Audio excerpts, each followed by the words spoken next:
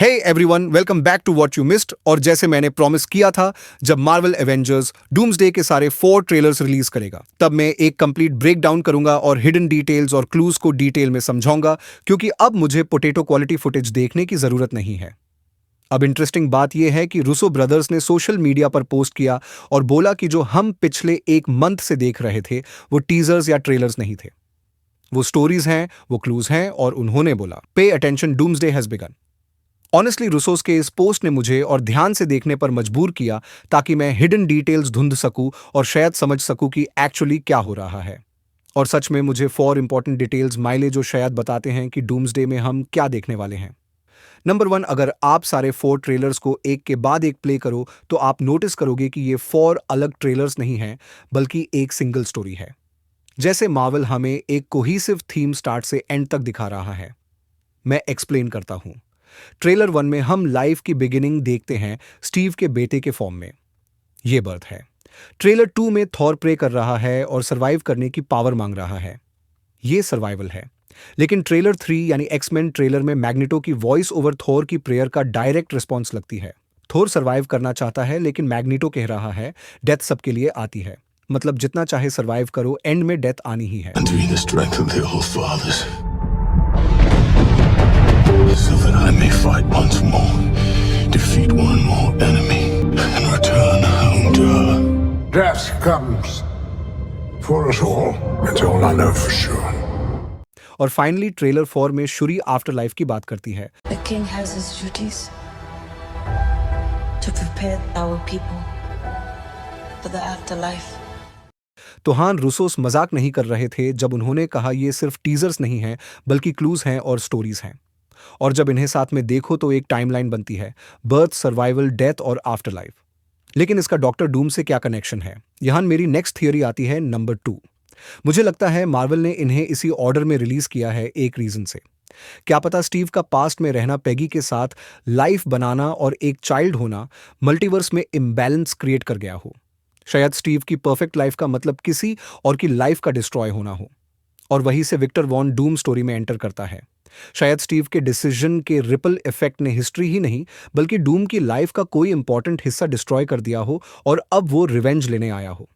फिर ट्रेलर 2 में हम क्लियरली देखते हैं कि थॉर की डॉटर लव सिक है और थॉर ओडिन से प्रे कर रहा है ताकि वो एक और फाइट सर्वाइव करके अपनी बेटी के पास लौट सके। ये दिखाता है कि डूम कितना डेंजरस होगा। डूम कोई ऐसा विलन नहीं जिसे थॉर बस पंच करके हरा दे। वो इतना बड़ा थ्रेट है कि एक गॉड को भी घुटनों पर ला देता है। फिर एक्समैन ट्रेलर में थीम सर्वाइवल से लॉस की तरफ शिफ्ट होती है। मैग्नेटो की वॉइस ओवर इंडिकेट करती है कि इस फिल्म में लोग मरेंगे।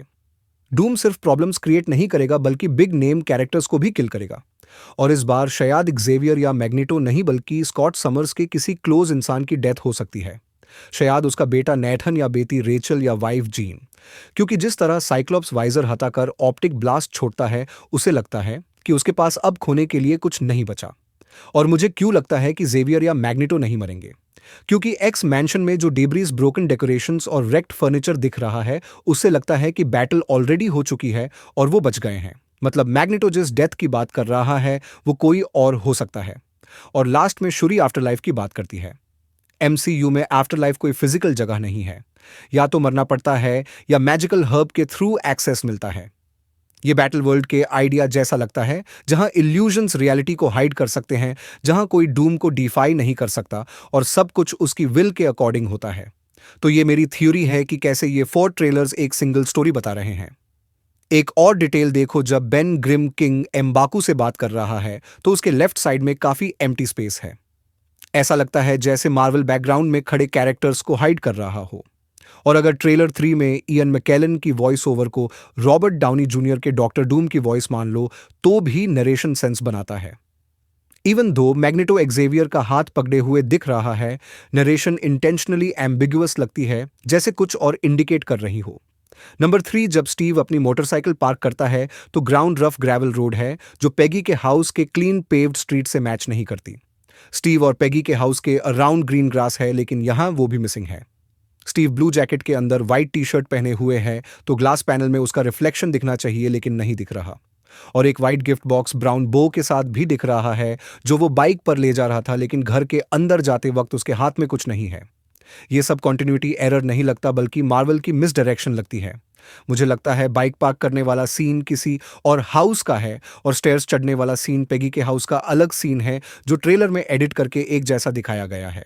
तो सवाल ये है कि स्टीव एक्चुअली किसके घर जा रहा है। मैंने एंड गेम दोबारा देखा और टोनी स्टार्क के हाउस का एंट्रेंस एरिया काफी सिमिलर लगता है। तो क्या पता स्टीव टोनी से मिलने गया हो क्योंकि अब वो टोनी की स्टोरी जानता है। ये सेंस बनाता है कि स्टीव उससे मिलने जाए और शायद एक गिफ्ट भी ले जाए। और इसका मतलब ये हो सकता है कि हमें स्टीव और टोनी के नए सीन्स देखने मिले। इसका मतलब रॉबर्ट डाउनी जूनियर फिल्म में 2 कैरेक्टर्स प्ले कर सकता है, आयरन मैन और doctor Doom. Number 4 Thor teaser में बहुत ज्यादा ब्लिंक एंड मिस डिटेल्स नहीं हैं, लेकिन कुछ क्लूज हैं जो उसके आर्क को दिखाते हैं। थोर ओडिन से ऑल फादर की स्ट्रेंथ मांगता है क्योंकि जो भी आने वाला है उसके लिए उसकी नॉर्मल पावर काफी नहीं है। जैसे ही थोर ऑल फादर का नाम लेता है अवेंजर्स मेलेडी लाइटनिंग की साउंड में चेंज हो जाती है। मतलब जब थोर को पावर मिलती है और वो ऑल फादर बनता है तो हम लाइटनिंग का एक नया लेवल देख सकते हैं। थोर रैग्नारॉक में हमें पता चला था कि म्योलनिर उसकी पावर का सोर्स नहीं था बल्कि सिर्फ एक वेपन था। थोर हमेशा लाइटनिंग समन कर सकता था, बस यूज पता नहीं था। तब से वो मेजर फाइट्स में स्टॉर्म ब्रेकर चूज करता है, लेकिन यहां स्टॉर्म ब्रेकर भी इनफ नहीं लग रहा। तो डूम्सडे में शायद थोर को एक और पावर अपग्रेड मिले डायरेक्टली ऑल फादर से। अगर स्टॉर्म ब्रेकर इन्फिनिटी वॉर में स्काई को डार्क कर सकता था तो शायद ऑल फादर थॉर पूरा हराइजन डार्क कर दे। और अगर आप नोटिस करो तो थॉर की आईज लेफ्ट और राइट मूव करती रहती हैं, जैसे वो तुरंत रिस्पॉन्स का वेट कर रहा हो। टीयर्स और आई मूवमेंट दिखाता है कि वो डर रहा है कि शायद वो वापस ना लौट सके।